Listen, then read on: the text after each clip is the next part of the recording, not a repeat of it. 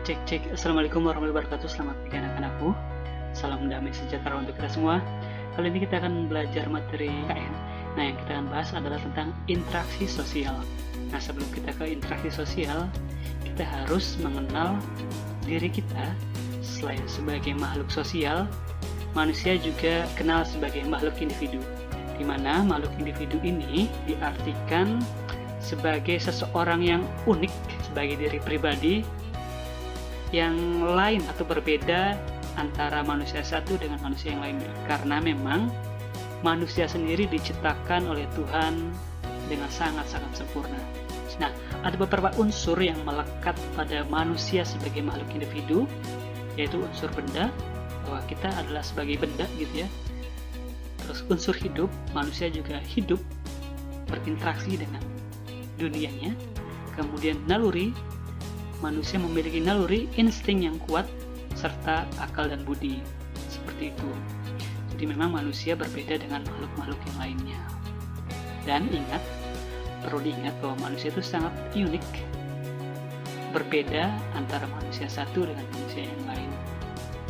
Nah, selain manusia dianggap sebagai makhluk individu, manusia juga disebut sebagai makhluk sosial.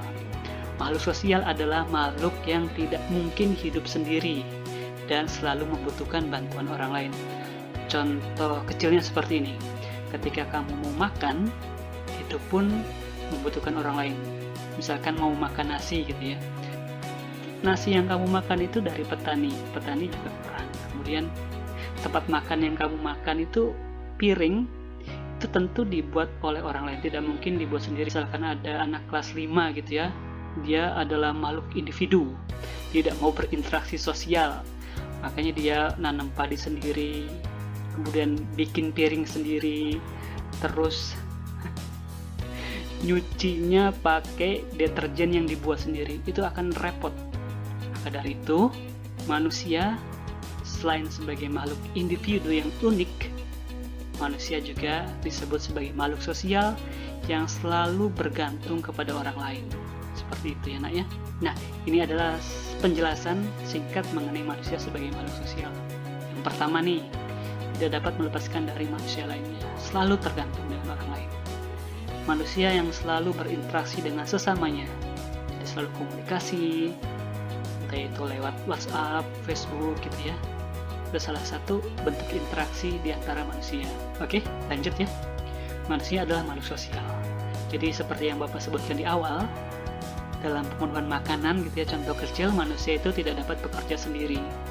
Jadi ada petani di sana yang berperan, kemudian ada pedagang yang berperan.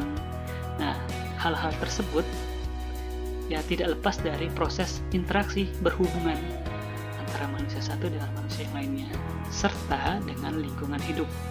Lingkungan hidup tuh kayak seperti gunung, sungai, atau contoh-contoh lingkungan alam yang terbentuk secara alami begitu ya.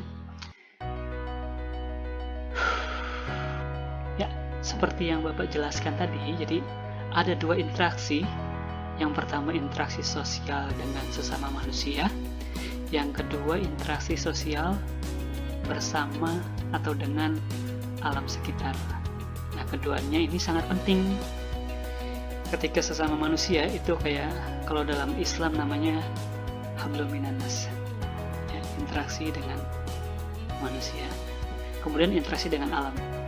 Ini kayak bentuk syukur kita kepada alam gitu ya, atau kepada Tuhan, dengan cara merawat alam tersebut agar tidak tereksploitasi secara cepat dan habis. Jadi harus kita rawat dan kita jaga. Baik, terima kasih atas perhatiannya. Kurang lebihnya mohon maaf. Nah, untuk tugas nanti akan di-share di grup WA. Wassalamualaikum warahmatullahi wabarakatuh.